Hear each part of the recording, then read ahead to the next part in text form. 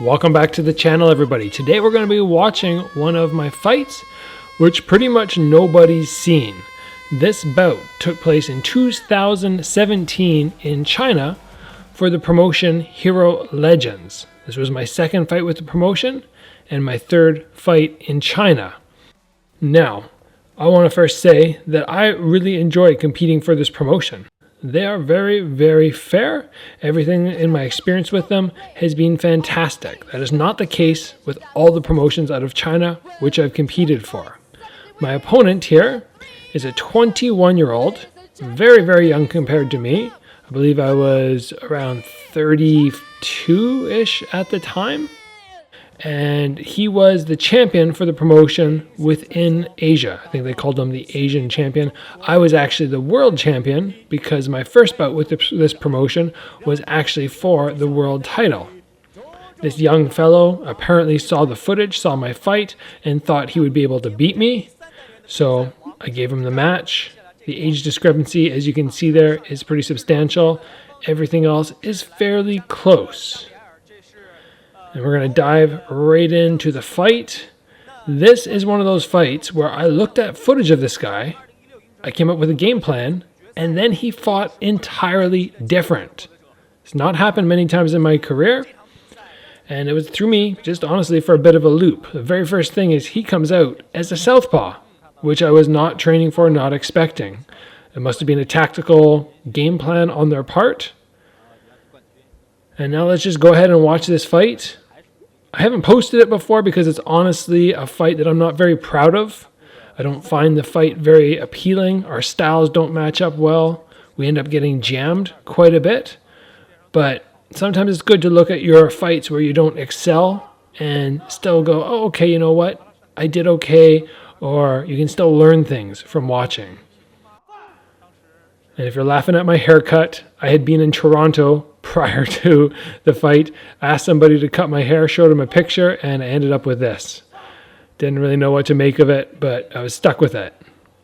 So we can see right now, early on, we're starting to get fairly clashy. Our heads come very close together. It makes it very difficult to land good punches when we're at that distance, especially because I'm choosing to throw hooks instead of straights. I should have been focusing on the straight punches because he rushes in. He would have walked into my shots. But I try to go for the wider ones, and it just does not work great. That was a very nice trap there, but equally, or if not even better from him, a good job not getting dumped. And then you see me take the warning there because I suppose we're not supposed to be catching kicks. It's a very odd new rule which they've put into kickboxing, which I really don't like. I think throws, catching kicks, dumping people is an integral part of the sport. And we shouldn't be just standing there like punching bags, just having to block with only our arms. Catching brings a whole new level of skill to the sport. A little counter cross from me there. He turns his back. I pulled the punch. Got to be a gentleman sometimes. Don't have to hit people just because they're out of position.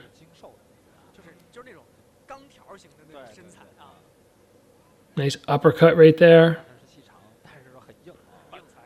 As always, I did most of my fight camp in Victoria, BC, but for the last 2 weeks, I actually went to Toronto. My brother was living out there training as an amateur boxer, so I went and trained with him and also got some rounds in at Krua Lin's gym, and he is the guy who is cornering me for this fight. If you're ever in the Stony Creek area, you can find his gym, House of Champions, in that area. Nice body shots here, putting some good pressure on him. Body shot again, solid knee. The one thing I will say undoubtedly about the Chinese opponents is they are tough.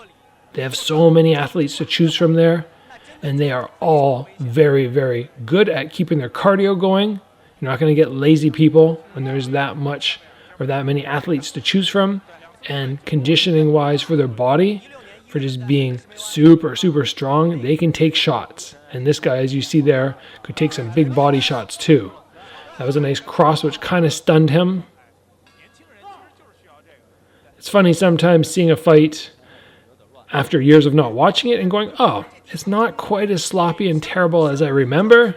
Maybe as we get into the later rounds, that's when things start getting sloppy. But overall, that was a solid first round. Our styles, don't mesh up great, but I still managed to make things work as well as I could have. Look at that job from him there, just staying on his feet. Very impressive. Nice job absorbing that body shot and that knee. Both of those would have hurt. And we're moving into round number 2 now.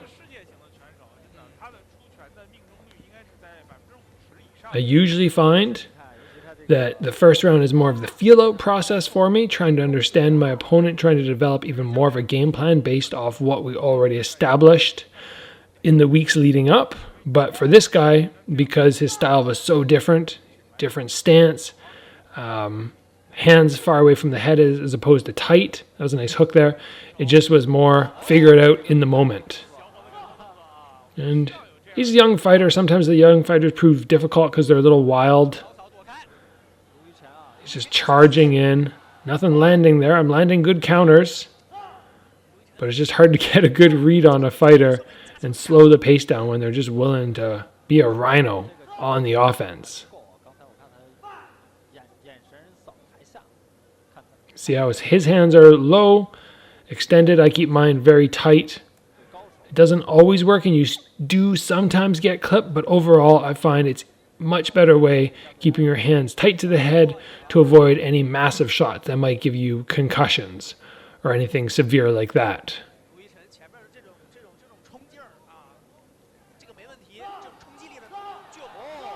On that one there, he got warned to stop, I believe, and then threw the kick. That's why the ref was talking to him. Nice high kick there, but good job blocking it. Little evasion.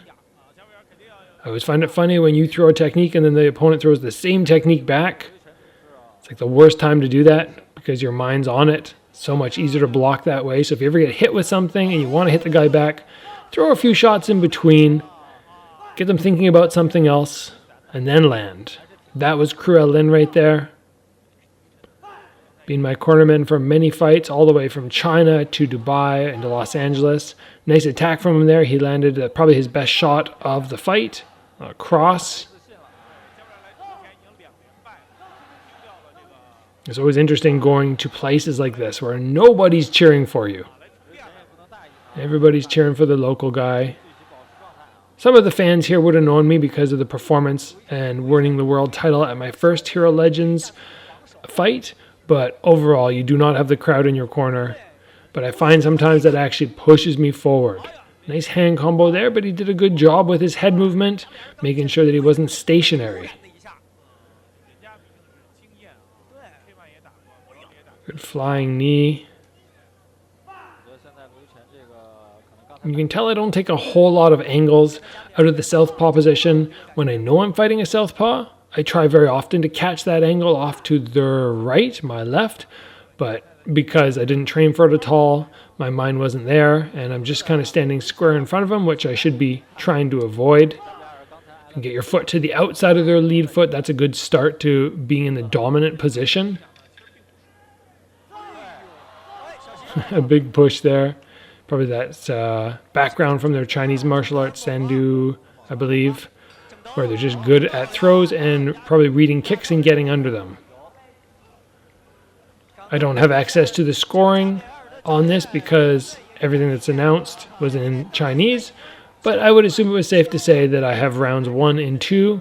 But the thing is, over in China, you never know. I fought there and got the bad end of a very questionable decision before. So, coming out in this round, I definitely don't remember being like, oh, I've got this fight in the bag, I can cruise. It's like, no, you have to go out and you have to still push. See how it leads with his head when he comes forward, and it makes it a little difficult to get good punches landing. All right, the third and final round. I'm somebody who actually prefers 5-round fights because I find at the end of round 3, the opponents start to fade quite a bit, and I can pick it up in round 4. Round 5 is always tiring. That's just the way it is because you're pushing for 12 hard minutes before that.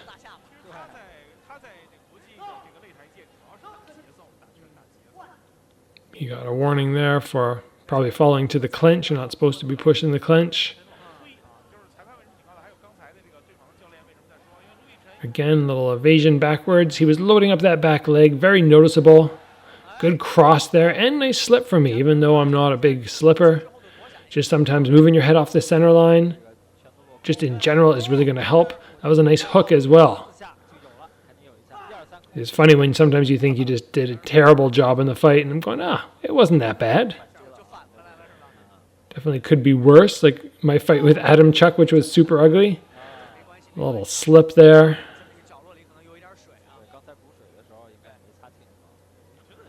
I hardly ever throw scissor front kicks in fights. I'm not sure why. In this fight in particular, I was trying to execute some, maybe just in there going, things don't feel like they're working well for me.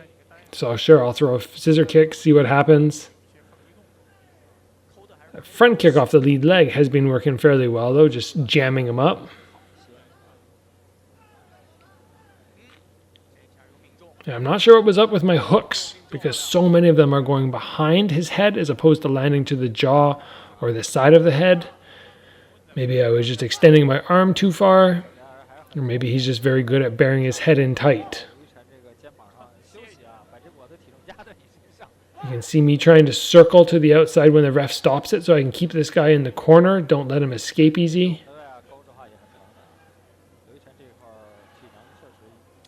Another nice high round kick.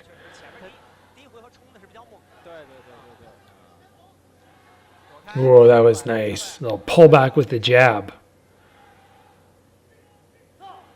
Those little techniques, if you can get good at them, make a world of difference, because people throw, they miss, they get tagged, they become very hesitant to let shots go. Something throughout my career which I've not focused on enough, getting those little slips and counters. But when you do pull them off, they look cool.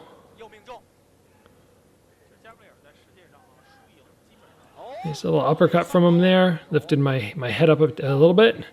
Another one. Fighting too tight right now. That's the mistake I'm making. This guy's a little bit scrappy. Right in there is not a good spot to be when I've been having success from the outside.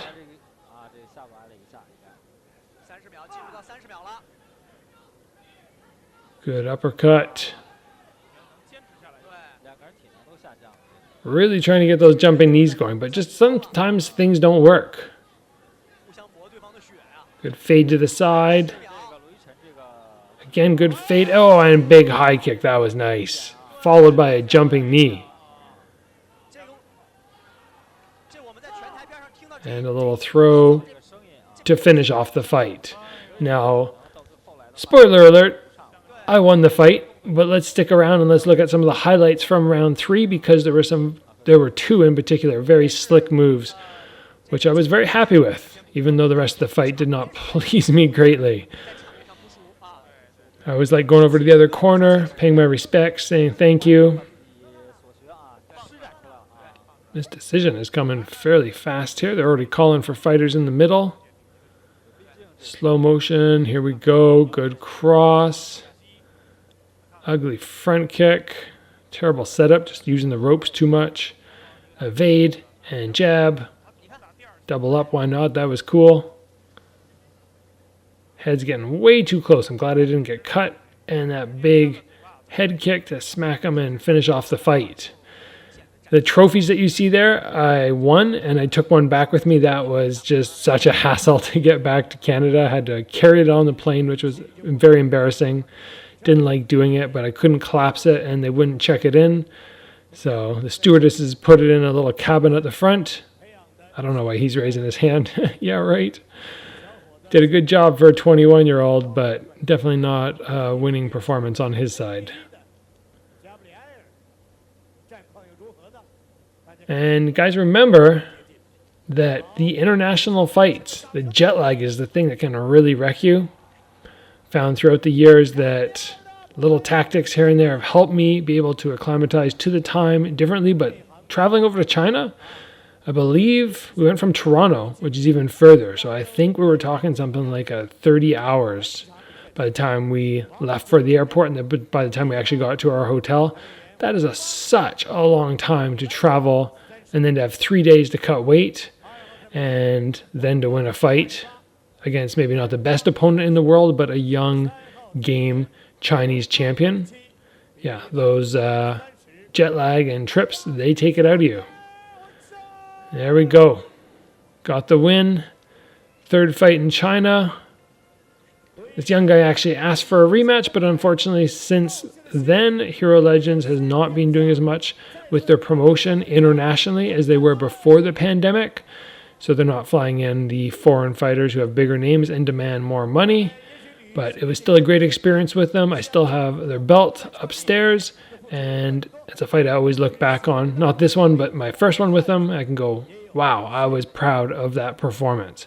So a little post-fight pictures, and thank you guys for joining me today. If you enjoyed the video, please give it a like. If you haven't already, join the channel, get subscribed, and I'll see you back here soon.